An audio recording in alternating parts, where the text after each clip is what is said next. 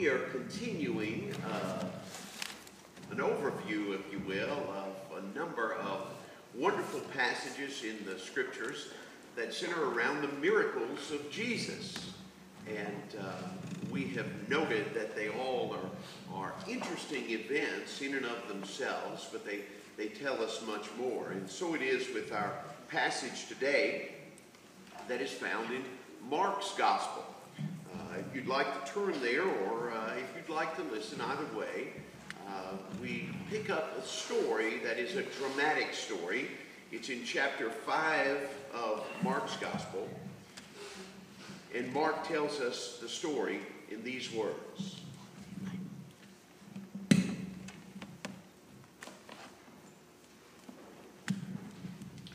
They came to the other side of the sea, to the country of the Gerasenes.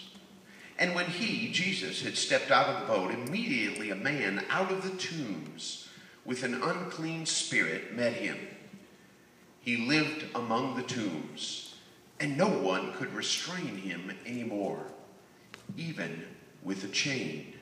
For he had often been restrained with shackles and chains, but the chains he wrenched apart, and the shackles he broke in pieces. And no one had the strength to subdue him.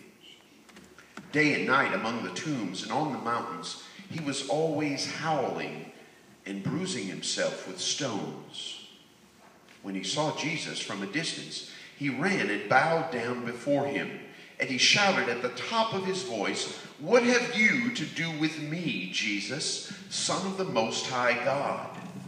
I adjure you by God, do not torment me." For he had said to him, "Come out of the man, you unclean spirit." Then Jesus asked him, "What is your name?" He replied, "My name is Legion, for we are many." He begged him earnestly not to send them out of the country. Now there were on the hillside a great herd of swine who were feeding. And the unclean spirits begged him, "Send us into the swine, let us enter them." So he gave them permission. And the unclean spirits came out and entered the swine. And the herd, numbering about 2,000, rushed down the steep bank into the sea and were drowned in the sea. The swineherds ran off and told it in the city and in the country.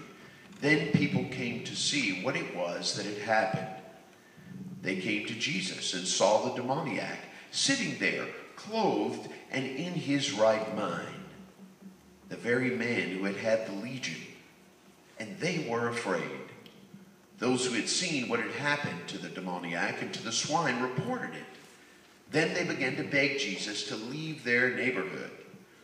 And he was getting into the boat. The man who had been possessed by demons begged him that he might be with him. But Jesus refused and said to him, "Go home to your friends and tell them how much the Lord has done for you and what mercy he has shown you."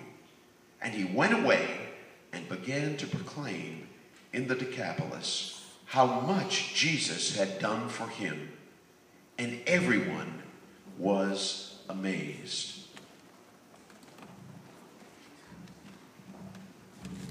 It seems that the president of a shipping company was making the rounds to check on his business and make note especially of some of the employees that were there.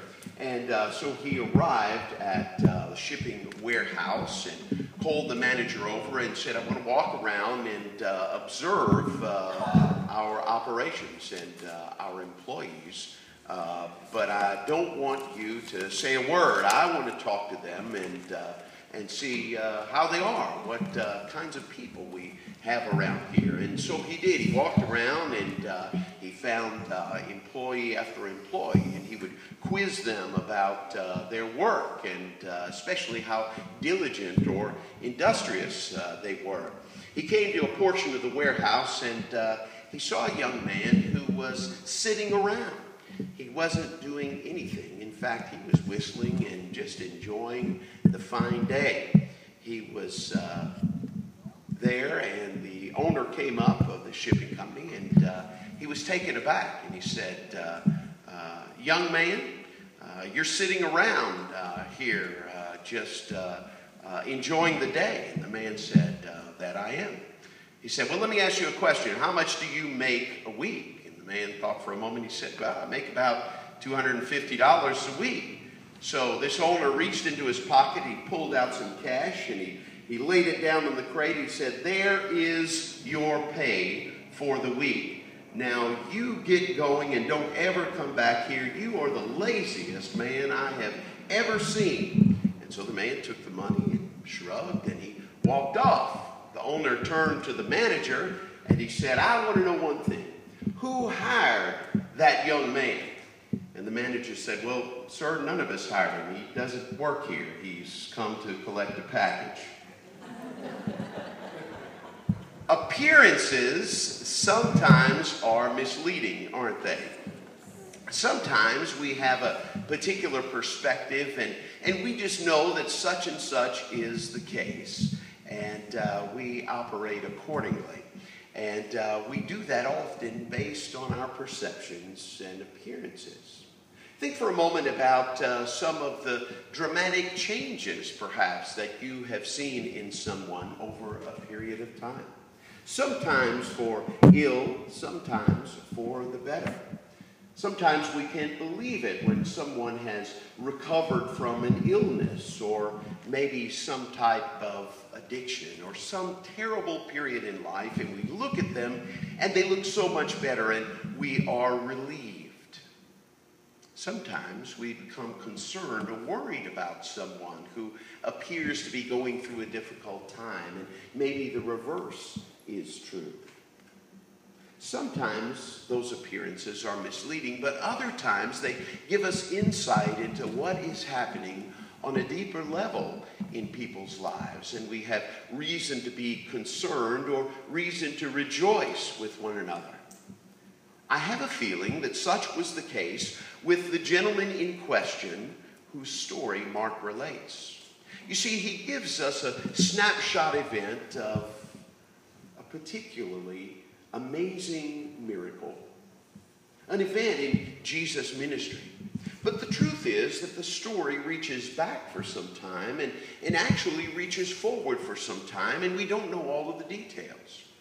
But we can rest assured that the man whose story Mark relates had been a part of that neighboring village or that area long before he had reached this terrible low in his life. Perhaps he was a neighbor to some or a relative to others. No doubt he had led something of a normal life. And then we don't know how, we don't know why, we don't know exactly what happened, but somehow he found himself spiraling downward. And Mark brings us into the story at its worst point. Here is one who was no longer in his right mind, Mark says.